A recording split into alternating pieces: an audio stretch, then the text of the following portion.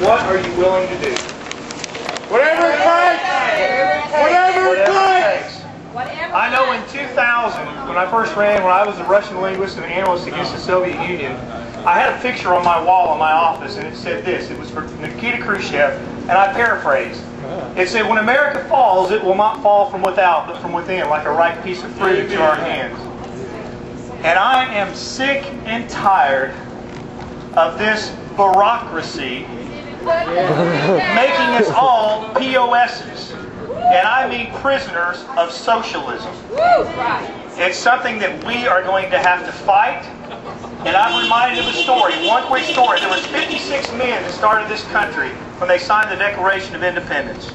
And there was one person there. His name was Abraham Clark. And the British was tired of just trying to get these people to give up. And so they went and captured their children. And Abraham Clark had 2 sons. And they captured them and put them on the torture ship New Jersey. And they went to Abraham and they said, Abraham, they said, if you just admit that you've made a mistake on the Declaration of Independence when you signed it, we'll let your 2 sons go free. Otherwise, we'll torture them to death.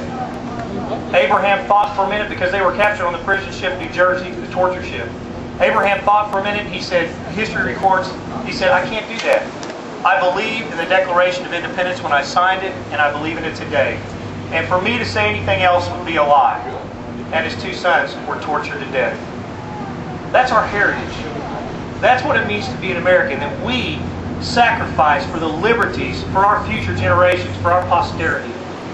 Some other supporters. Reagan said that liberty is only 1 generation away from extinction. It is with eternal vigilance that we must continue to fight and protect for that freedom and that liberty. Another gentleman was a guy named by the Robert Morris. He gave $2.2 million of his own money back then in 1776. And he died, wound up in debtor's prison for us and our liberties. You're welcome. Now I ask you, what are we willing to do? This is a time that we all must unite together as never before, because we saw this coming with both administrations. Because the bureaucracy continues to make a conservative label on something or a liberal label on something, and they pass it. One's going to socialism at 100 miles an hour, the other one's going to socialism at 70 miles an hour.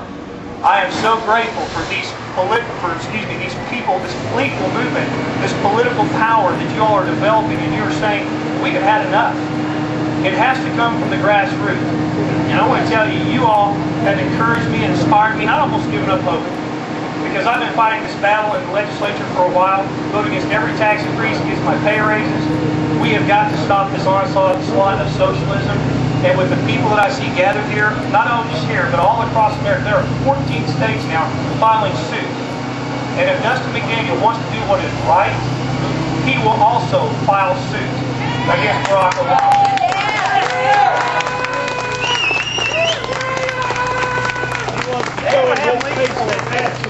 Abraham Lincoln said, with public opinion, I can do everything. Without it, I can do nothing. The politicians, do you know why the politicians don't fight or haven't fought? Because they know the special interests give them money.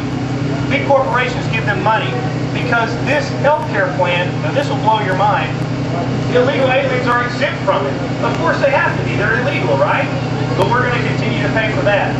I'm sure that you're aware that Secure Arkansas has a petition for the old Senate Bill 206 that says we will no longer give scholarships or any benefits to people here that are illegal but that are not federally mandated.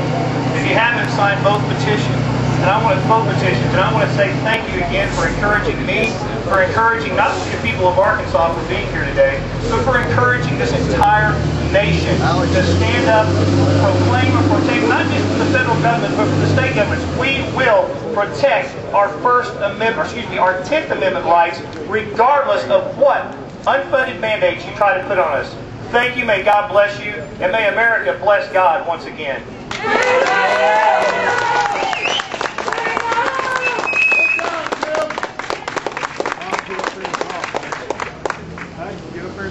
Once again, I want to say to the people that's just arrived, we thank you for coming.